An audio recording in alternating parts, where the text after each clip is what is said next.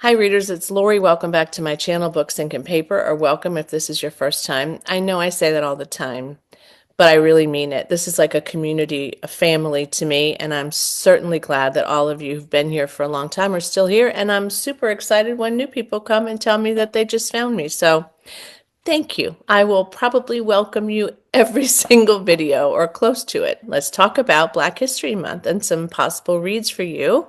Some of these I have read, some of them I have on my shelves and I really want to read. You will be proud of me because the ones that I have on my shelves, you'll notice are some backlist copies that I really want to get to, and I am trying to read my shelves this year. So this is a perfect stack.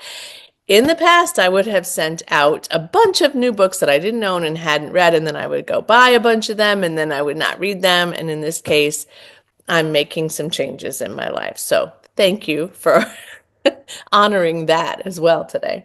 We're honoring the backlist and we're honoring Black History Month. Let's just take a moment to embrace the history of Black people in America and how long it took them to get where they are today. And let's talk about some books.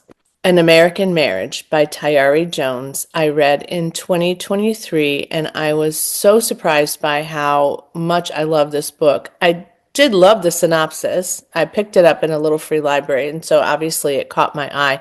But I just wasn't sure. I'd not read this author. I hadn't heard of a lot of people that were reading this book at that time. So I just kind of went in and this sounds good. And it was. Celestial and Roy have been married for a little bit. They're young. He's a young executive and they're carrying on with their lives. As I remember, this starts out with them having visited their family and they end up in a hotel. Something happens in the hotel area and they, I think, knock on their door and they accused Roy of committing a crime that he obviously did not commit. And so Roy is taken into custody, and then at some point he is tried and he is sentenced to prison.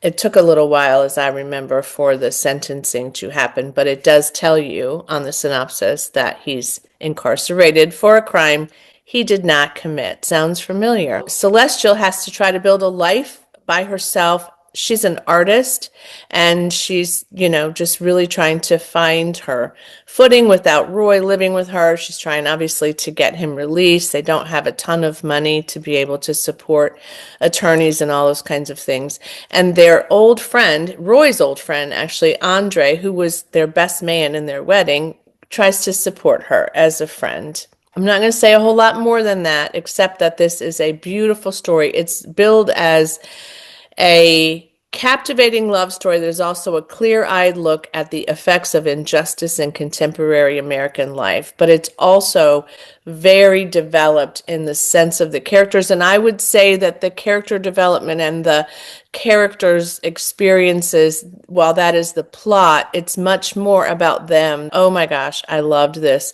so much.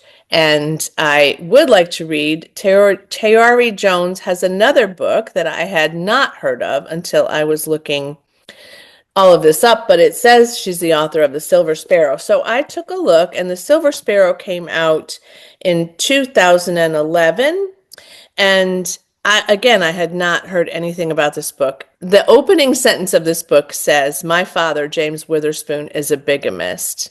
So this story is about the complexity of another family, the teenage daughters who are stuck in the middle of this particular situation. It is also set in Atlanta, and it revolves around all of James Witherspoon's families and children, the public one and the secret one. That sounds pretty good. And again, I will say that I think Tayari Jones is an incredible writer, and I think she's probably underrated based on what I'm seeing on Goodreads. So that's a book for you to read and a possibility by this author. And that's kind of how I'm going to go with the books that I read. And I'm only setting you up with two books that I read because there's a possibility of another right behind it. The next one is The Vanishing Half by Britt Bennett, and I read this one a while ago. I also gave this one 5 stars. I listened to this, I think, on Audible, but don't quote me on that because I need to finish my inventory. Two twin sisters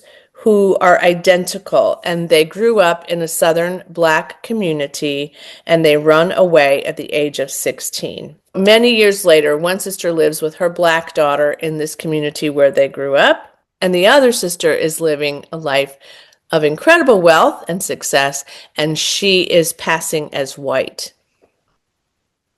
It's a great story. I really loved it. I really recommend it. And so because I loved this book by Britt Bennett before, I am putting into your hands The Mothers, which is actually about to be made. And I don't know when I say about how quickly, because these things are taking a lot of time these days. But this is going to be made into a film or a short or a mini series, I'm not sure which, by Kerry Washington. So stay tuned for that. But I'm going to want to read the book before I see the movie. So a lot of my friends have marked this one to read. This is an emotional story about community, love, and ambition. All good secrets have a taste before you tell them.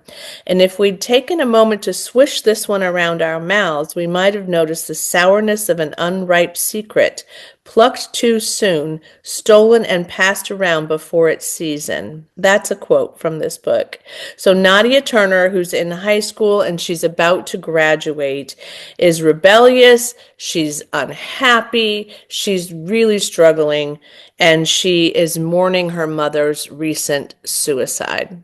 And that's all I'm going to tell you about The Mothers, but it's really a very compelling synopsis, and I'm definitely going to read that at some point. Okay, here's a couple that I have on my list. A couple of these because I posted on social media. My library is doing a book club at the end of February for this particular book, Giovanni's Room by James Baldwin. I'm super excited that I was given a copy of this. I think I hauled this, so I told you about it already. But it's on my list of books to read in the month of February, and I will be reading that one because it's part of my book club, and I want Richard to, have people who are in the book club that have a rich discussion.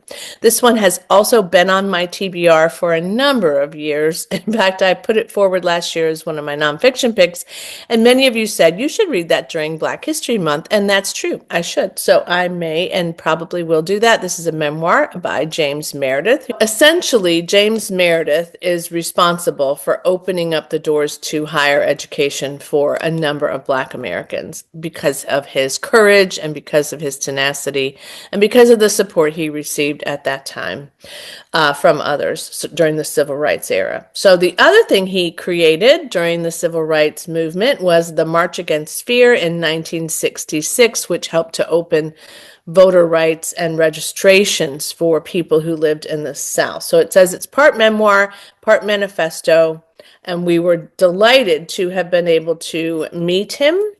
And this one is going to tell me even more about his life and what he accomplished. So I'm super excited about that, and I want to get to it.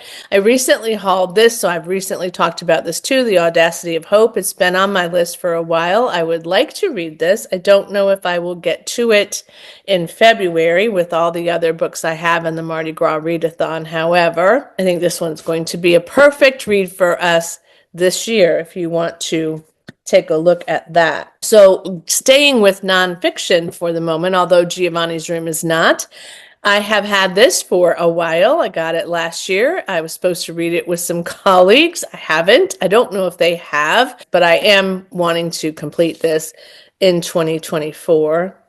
Oh goodness, I have mail stuck in here. Alzheimer's Association is asking us for money, and I guess I never sent it. I don't know why it's in here. Okay, so Belonging Without Othering, How We Save Ourselves in the World. You probably know what this is about, but essentially this is a connection to the things that separate us, the things that create divide, and how we can reclaim our love and our caring about all other people and include them in everything that we do, which also currently the DEIB is in a different place. And I'm not going to get political, but I'm just going to tell you, I don't like what's happening with that either. So this John A. Powell is a Black author and is recognized as an expert in civil rights, structural racialization, housing, and democracy. And he's the director of the Othering and Belonging Institute at the University of California, Berkeley. And he was a legal director of the ACLU. His experience would be a good part of what this book is about. And then Stephen Mendenian, who's the other author, is the assistant director at the Othering and Belonging Institute, and he manages research projects, including the Inclusiveness Index and the California Zoning Atlas. What will happen to some of these things? I don't know, but if they're privately funded or funded by universities, hopefully they will continue. You know, one of my problems is that I collect a lot of books that I don't read. So this one has not been on my backlist long, but I did get it last year, so it could count as a backlist read for me. This one won the Pulitzer Prize. This is The Underground Railroad by Colson Whitehead. Colson Whitehead wrote an amazing book, I am told by a number of my friends, and it's about Cora, who is a young slave on a cotton plantation in Georgia. She is at the cusp of womanhood, and then a slave named Cesar, who's recently arrived, urges her to join him on the Underground Railroad. Now, I studied the history of the Underground Railroad, and I've read another book about the Underground Railroad, which is now not coming to my mind. However, I have wanted to get to this one for a while, and I feel like somebody gave me this book.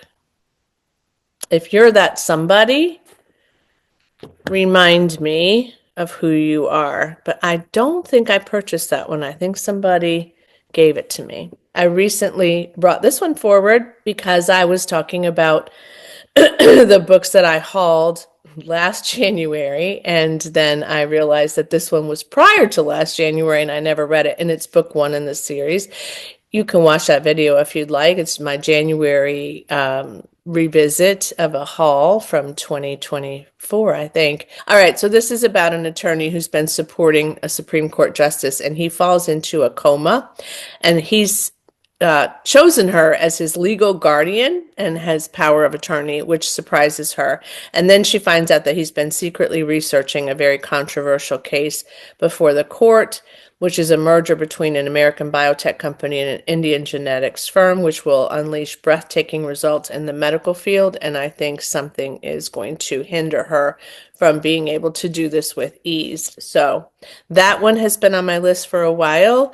It came out in, and this is a signed first edition, by the way, so I'm super excited about that. This one is published by Doubleday, and it came out in 2021. So it's an older backlist read for me too. And then I have the one that she published after this, should I love that one, which I'm certain that I will. I love Stacey Abrams. I have for a long time really respected her. And then you know my goal of reading at least one book of the month, club book a month. I could read This Close to Okay this month by Lisa Cross Smith.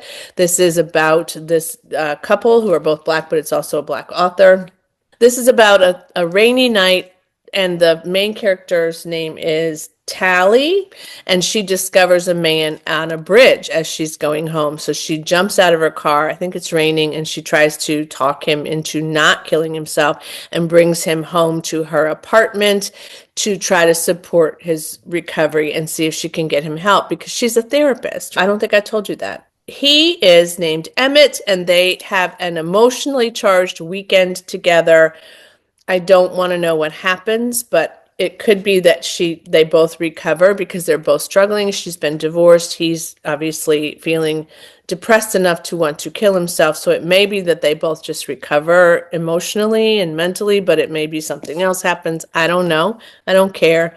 I've always wanted to get to this since I bought it in 2020. I know. And then I have What's Mine and Yours by Naomi Koster, and I'm not sure I'm saying that right. Naima could be. This is also a Black author with a Black character. She was a finalist for the 2018 Kirkus Prize for Fiction. She's won a lot of awards and gotten a lot of recognition, and yet I don't hear a lot of people talking about her. So this one was published by Book of the Month and by others in March of 2021. This is a sweeping novel of legacy, identity, and American family. So it's about two students, one whose name is Guy, and Guy is a Black boy, and his mother has wanted him to go to this white school for a while because she wants him to have the best education he can possibly receive, and she wants him to be able to, move on into higher education that is supporting him because he's just really smart and very ambitious. She's also very ambitious. Her name is Jade. And she's had a loss recently too, so she's probably, I don't know what that loss is, but she's probably even more motivated to make sure that Guy is successful. And then on the other side of this book is Noelle, whose mother's name is Lacey, and she is extremely bossy, I think, and manipulative. And also, she's white, and her child is half Latina, but Lacey's not going to acknowledge that. So that's a challenge, I'm sure, for her child embracing her own identity and her story. So she's trying to protect them because she struggled, I think, with her husband as well.